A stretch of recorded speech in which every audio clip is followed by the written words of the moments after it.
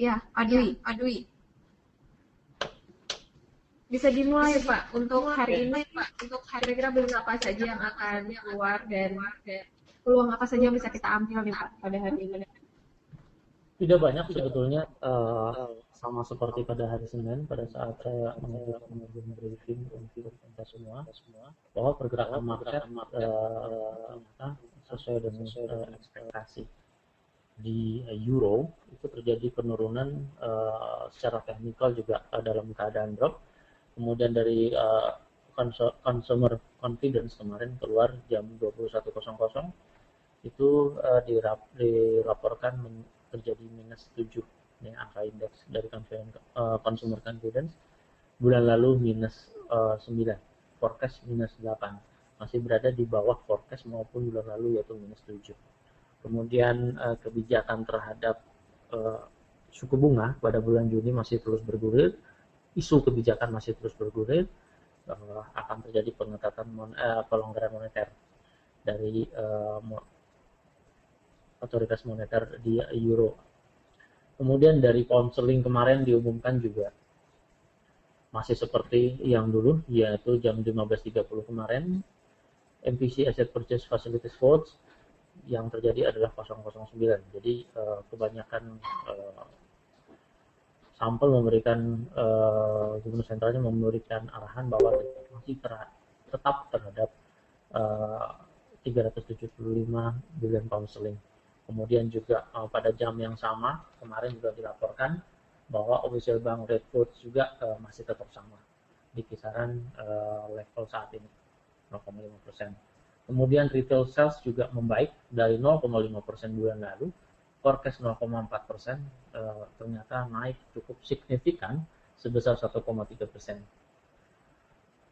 Nampaknya konseling ini akan terus mengalami penguatan secara fundamental, juga secara pairs juga mengalami penguatan dari rata-rata basketnya, termasuk sterling yen, kemudian sterling Aussie, kecuali pada euro sterling itu sedikit terjadi penurunan di euro sterling. Namun kalau bila kita melihat dari pound sterlingnya sendiri itu masih dalam keadaan meningkat. Jadi ada kesempatan kita bertransaksi di sini adalah euro sterling yang dirasa cukup memberikan arahan terjadinya tren baru, dikarenakan bagusnya pound sterling diimbangi dengan data harga yang terjadi di penurunan di euro. Kemudian dari fundamental juga tertekan di euro, itu biasanya memberikan tren yang cukup membawa pengaruh terhadap tren turun.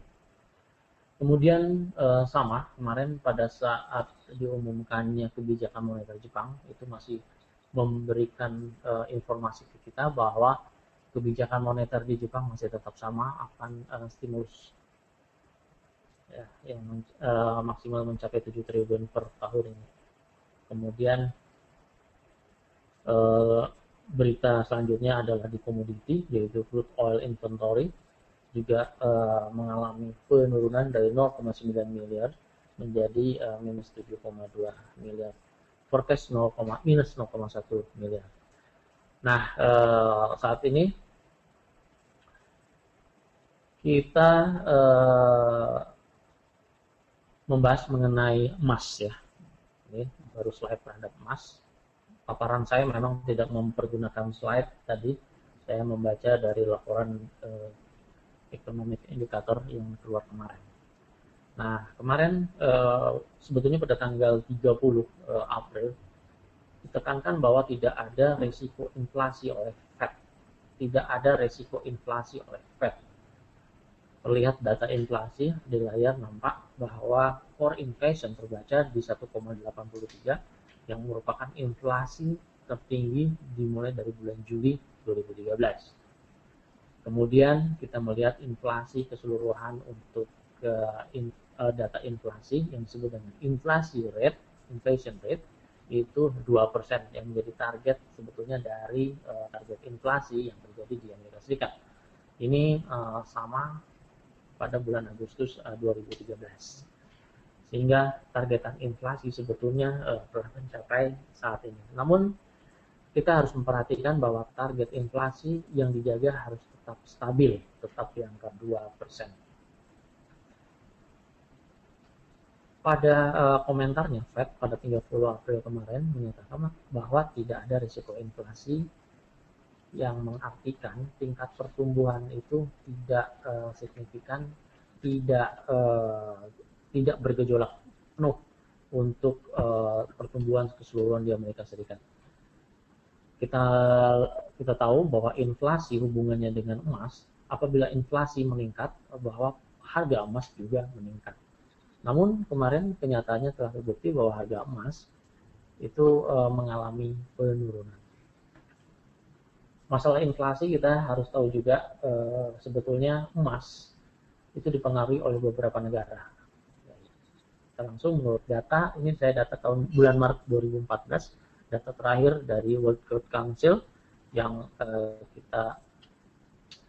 kita sadur.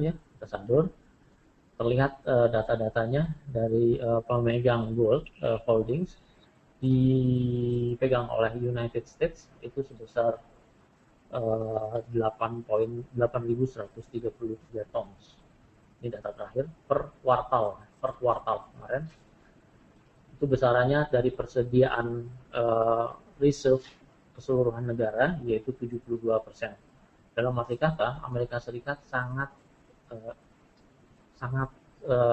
ketergantungan terhadap emas. Apabila harga emas turun, berarti kecenderungan untuk turunnya reserve juga meningkat karena besar sekali, yaitu 72%. Dibandingkan dengan negara-negara lain yang saya cuplik, ini ada 14 negara, yaitu Jerman 68% yang mempunyai urutan kedua dari persediaan mereka, yaitu 3.386,4 ton. Juga mempunyai kepentingan yang banyak terhadap pergerakan harga emas. Kemudian juga IMF kita lewati karena itu merupakan bukan suatu negara. Kemudian Italy itu 2.451 ton, 67%. Kemudian Prancis 2.435,4 ton, itu merupakan reserve yang terbaca yaitu 66%. Kemudian China, nah ini dia China, 1.054 ton yang hanya terbaca bahwa mereka hanya mempunyai emas hanya 1% dari persediaan mereka. Jadi apabila kita melihat dari beberapa negara di atas, ya beberapa negara yang terjadi di sini, bahwa inflasi apabila kita hubungkan dengan inflasi, Amerika Serikat, Jerman, Italia, Prancis maupun Cina itu harus mempunyai inflasi yang rata-rata tinggi dari rata-rata mereka atau target mereka, baru pergerakan harga emas itu terjadi. Seperti kita tahu, saya tidak menampilkan interest dari setiap negara, namun di sini ada data yang bisa saya bacakan bahwa dari China sendiri inflasi sekarang adalah 6%, reviews 6%, sementara tertinggi adalah 10,98% dan terendah adalah 5,31%. Dalam arti kata, inflasi tidak menjadi harga di atas rata-rata tertinggi atau mendekati tertinggi. Dalam arti kata, tidak terjadi inflasi yang sangat tinggi di Cina, juga sebetulnya tidak mempengaruhi pergerakan harga emas untuk saat ini, laporan 1 bulan ini. Kemudian dari Jerman sendiri terbaca inflasi hanya 0,25%. Dari bulan lalu 0,25%, tertinggi hanya 4,75%, terendah 0,25%. Di Jerman pun inflasi berada di titik terendah, yaitu 0,25%. Tidak ada setengahnya dari harga tertinggi maupun tertengah. Tertinggi tadi 4,75%. Kemudian di Italia sendiri inflasi 0,25%, hampir sama dengan Jerman. Bulan lalu 0,25%, tertinggi 4,75%, kemudian terendah 0,25%. Arti kata inflasi masih berada di bawah, yaitu harga terendah Italia. Kemudian di Perancis, Anda bisa baca di laporan-laporan negara bahwa Perancis juga inflasi 0,25%, kemudian tertinggi bulan ini 0,25%, bulan lalu 0,25%, bulan tertinggi adalah 4,75%, terendah 0,25%. Dari sini sendiri kita bisa melihat bahwa inflasi masih berada di bawah ekspektasi seluruh negara, rata-rata seluruh negara, kecuali Amerika Serikat yang telah mencapai 2%, namun masih berada di 1 bulan pertama ini. Jadi dilihat dari tingkat inflasi juga, bahkan emas mulai meredup warna kuningnya, dalam arti kata kecenderungan untuk emas untuk saat ini masih dalam tren penurunan. Kemudian kita melihat laporan terakhir dari World Gold Council bahwa permintaan akan emas sendiri mengalami penurunan. Ya, dari kuartal pertama 2013 itu 1077 ton, ternyata kuartal pertama pada akhir bulan Maret kemarin dilaporkan pada bulan April itu 1074 ton. Terjadi penurunan yang sekitar 0,03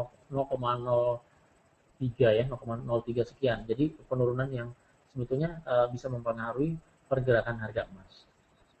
Nah, ini secara detail seperti ini pembacaannya gold demand dari keseluruhan. Ternyata penurunan yang terjadi 1074 ton itu pada kuartal pertama 2014 itu masih dikatakan kategori 0 poin sekian. Jadi kalau berdasarkan laporan per 4 kuartal terjadi penurunan sebesar minus 10% ya, minus 10%. Kemudian di sini kita bisa tahu bahwa terjadi penurunan di beberapa sektor, termasuk di teknologi. Itu terjadi penurunan kuartal pertama 2013 ke kuartal pertama 2014 dibandingkan, itu terjadi penurunan sebesar minus 4%. Kemudian juga per 4 kuartal juga terjadi minus 2% di bidang teknologi. Kemudian di investasi juga terjadi penurunan. Kuartal pertama 2013 dibandingkan dengan kuartal pertama 2014, penurunan sebesar 0,2%. Kemudian per 4 kuartal sendiri terbaca minus 41%. Kemudian pembelian dari central bank di sini terjadi penurunan juga sebesar minus 6% dari kuartal pertama 2013 dan kuartal pertama 2014. Kemudian terjadi penurunan juga sebesar minus 28% per 4 kuartal. Sehingga kita baca per 4 kuartal sendiri gold demand mengalami penurunan sebesar minus 10%. Kemudian dari investasi, permintaan investasi kemarin tadi sebetulnya sudah saya temukan bahwa terjadi penurunan di sini. Ya, kita melihat total investasi untuk di emas secara dunia sendiri mengalami penurunan sebesar minus 4% kuartal pertama 2013 ke kuartal pertama 2014, kemudian per 4 kuartal sebesar minus 26%. Kemudian kita melihat data dari rata-rata harga. Nah, ini cukup menarik sebetulnya kalau kita melihat dari rata-rata harga. 2013 rata-rata harga kuartal pertama yaitu 1631,8 ya, 1631,8 kuartal pertama 2013. Sementara apabila kita bandingkan kuartal pertama 2014 itu jauh berada di bawah yaitu 1293. Kemudian kita melihat dari US ya, karena kita transaksi dalam bentuk US, kemudian kita bertransaksi di sini dalam bentuk US per troy ounce. Juga kita melihat kuartal kedua 2013 itu 1414. Kemudian kuartal kedua kita belum terjadi sekarang. Kemudian kita baca di sini penurunan yang terjadi kuartal pertama 2013 ke kuartal pertama 2014 terjadi penurunan sebesar minus 21%. Lebih tepatnya nanti kita melihat nanti ke chart sebetulnya arah kita kemana untuk rata-rata pergerakan harga emas untuk saat ini ada di mana. Tadi saya sudah data bahwa pergerakan emas tadi masih berada di wilayah rata-rata untuk tahun 2014 ini. Kemudian kita melihat permintaan berdasarkan negara juga. Kita tahu permintaan tertinggi, permintaan tertinggi kuartal ke kuartal itu total dari China sendiri mengalami penurunan sebesar minus 17% perubahannya. kemudian dari Hong Kong minus 18, dan kita melihat dari negara-negara Middle East terjadi kenaikan, namun begitu kita melihat negara Eropa ini terjadi penurunan sebesar minus 5%. Total keseluruhan terjadi minus 19%. Kuartal pertama 2013 dengan kuartal pertama 2014. Nah, itu data-data yang kita baca dari sudut pandang permintaan maupun dari sudut pandang rata-rata pergerakan harga, Bu Sundari. Oke, Pak Dwi. Jadi memang FOMC kemarin ya mengenai bahwa inflasi diprediksi akan tetap di bawah target 2% itu sebetulnya sedikit menekan harga emas ya Pak ya. Ya. Oke. Kalau selain berita mengenai inflasi sendiri, untuk saat ini untuk faktor fundamental apa lagi nih Pak yang bisa memberikan pengaruh terhadap pergerakan harga emas di dalam waktu dekat ini? Kalau dari teknikal kelihatannya memang untuk emas sendiri daily sedang polanya symmetrical triangle ya Pak ya. Nanti bisa langsung lihat ke chart mungkin Pak. Oke, langsung ke teknikal sebetulnya kita lihat ya. Oh ya. Biar jelas tadi rata-rata pergerakan mana dulu.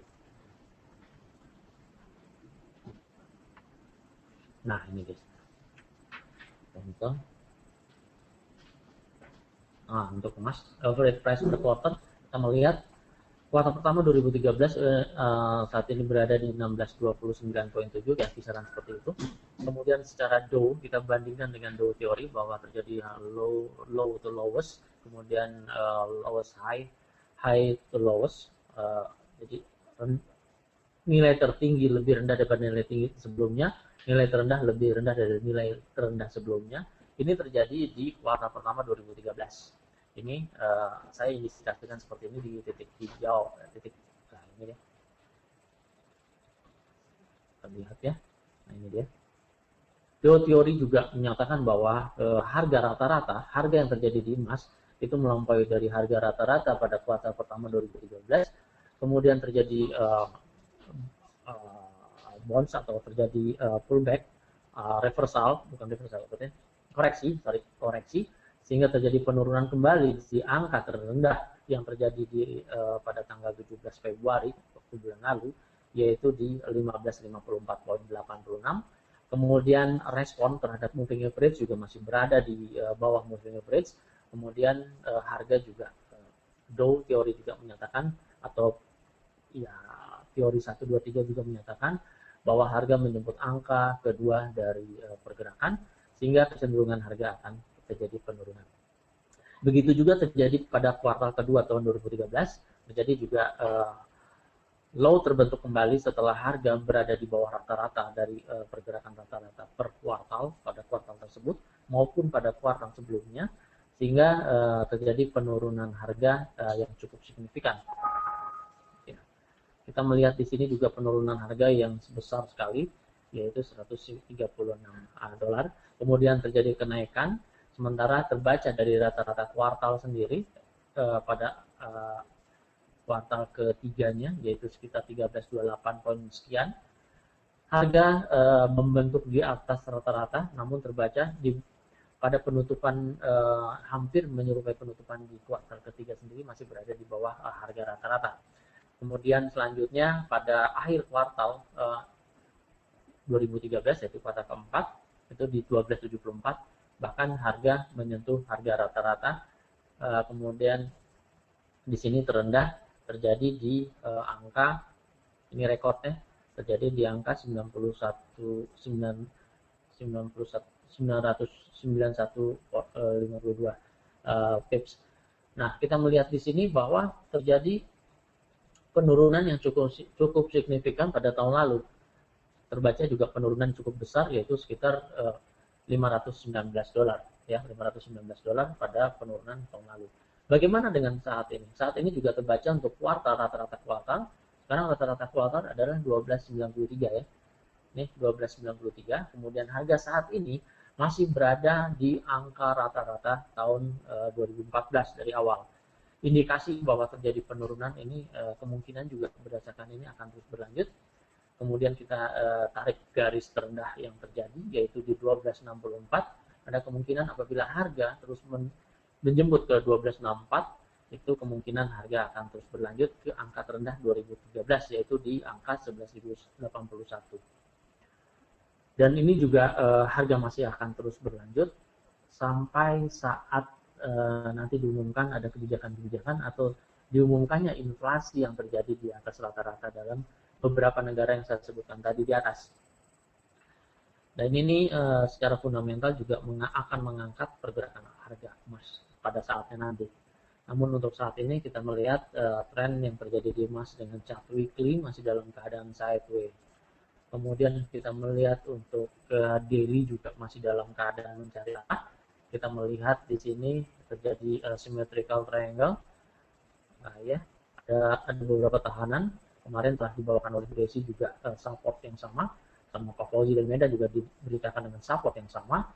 Kisaran di sini daily kemarin telah menyentuh support kemudian loncat kembali. Dalam arti kata support ini merupakan support yang sangat kuat untuk ditembus. Kemudian juga dibutuhkan bearish candle yang sangat besar, yaitu body lebih besar daripada body sebelumnya.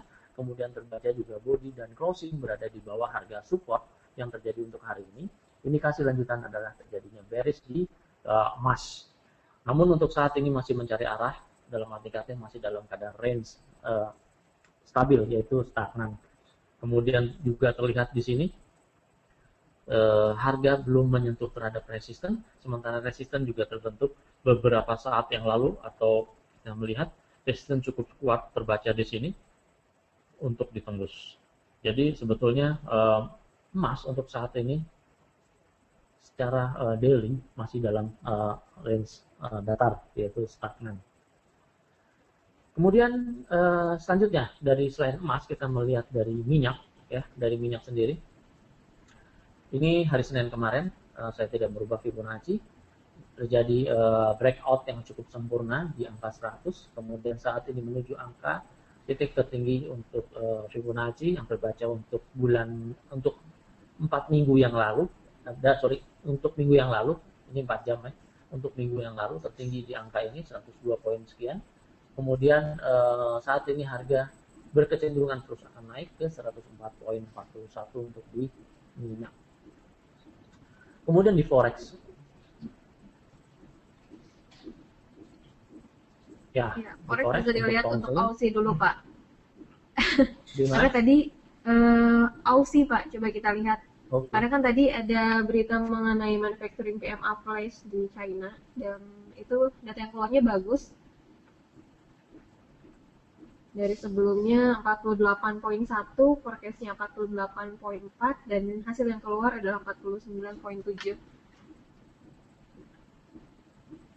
Price manufacturing PMI ya? Iya. Oke, yang keluar itu 4,4%, 4,4% inflation expectation.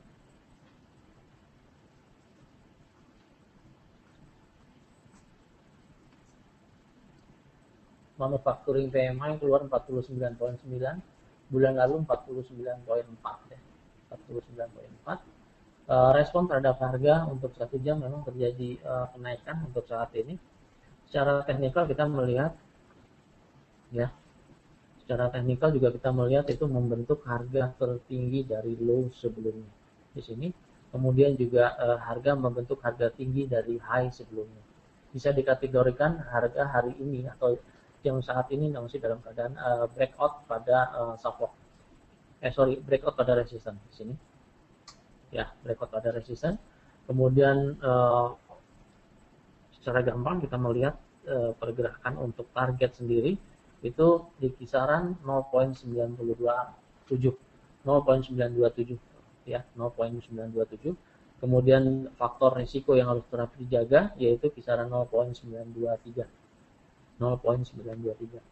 Kecenderungan untuk sementara dengan chart 1 jam itu terjadi pola reversal yang terjadi di Australia dolar terhadap US dollar. Bu Sundari, ada pertanyaan? Tidak Pak, bisa dilanjutkan silakan. Oke. target lanjutan secara gampang kita membuat target telah mencapai target tertinggi sehingga membentuk kecenderungan channel up di sini. Kemudian ini menjadi resistance juga ya. Ini menjadi resistance. Kisaran resistance adalah nilai tertinggi untuk hari ini terbaca untuk sementara waktu di 0.92728. Kemudian telah terjadi penurunan di harga resistance terendah di 0.92520. Saat ini berada di resistance dari breakout tadi dan juga berada di resistance dari refleksi dari harga support yang terbentuk tadi yaitu 0.92585. Jadi harga saat ini masih berada di titik resisten baik di keadaan breakout maupun dari refleksi dari support yang terbentuk. Kemudian kita kalaupun terjadi turun, kita sudah membentuk secara Fibonacci di sini. Kemudian maksimal yang terjadi untuk turun itu ada di kisaran 0.92368. Kemudian terjadi koreksi kembali. Kemudian apabila terjadi breakout dari support ini, Ausia akan meneruskan penurunan lebih lanjut. Bisa saya teruskan, Bu Sundari? Ya, silakan Pak. Oke, kembali ke pound sterling. Pound sterling juga mengalami kenaikan. Kita melihat di sini telah terjadi kejenuhan pada fraktal zigzag maupun dalam terlihat kejenuhan dalam fraktal zigzag, namun masih dalam posisi penguatan dalam tren. Dalam arti kata di sini kita tinggal menunggu breakout di 1.69209 untuk up dengan chart 4 jam. Kemudian juga terbaca channel di sini, refleksi channel yang terjadi untuk Aussie sangat gampang untuk dilihat. Untuk pound sterling di sini terlihat pound sterling maksimal terjadi di 1.69 something ya, 1.69 untuk harga hari ini. Jadi kecenderungan masih terus tinggi kenaikan untuk pound sterling. Lagian juga hari ini untuk pound sterling, data-data untuk pound sterling nanti jam 15.30 ada pengumuman tentang second estimate GDP quarter to quarter. Ini diforecastkan tetap 0,8% dari bulan lalu, 0,8%. Namun terbaca dari seluruh fundamental yang terbaca dari fundamental dukungan itu masih dalam keadaan positif. Jadi cukup optimis juga apabila kita memperkirakan atau memprediksi bahwa second estimate yang terjadi di GDP quarter to quarter untuk pound sterling juga dalam keadaan bagus. Kemudian di dolar yen. Nah, dolar yen ini juga cukup menarik ya, dengan chart dengan chart 1 jam kita membaca dari daily yang terjadi tanggal 19 Mei, 20 Mei, bahkan 21 Mei untuk saat ini 22 Mei terjadi support yang sangat kuat di sini, support yang sangat kuat di kisaran 101.102, kemudian 2 hari yang lalu di 101.179. Kemarin terjadi breakout dari support yang terbentuk sebelumnya. Ternyata membentuk candle bullish pada candlestick di 101.224, ditutup pada candle bullish untuk penguatan di high 101.378. Kemudian kita tenggarai bahwa support ini akan menjadi resistance yang kuat untuk saat ini. Jadi indikasi untuk di dolar yen secara chart tanpa mempergunakan indikator apapun masih dalam keadaan sideways. Namun kita melihat dari titik support maupun resistance, di sini terlihat support yang sangat kuat ada di kisaran ini. Ya, refleksi dari support yang terkuat di kisaran ini.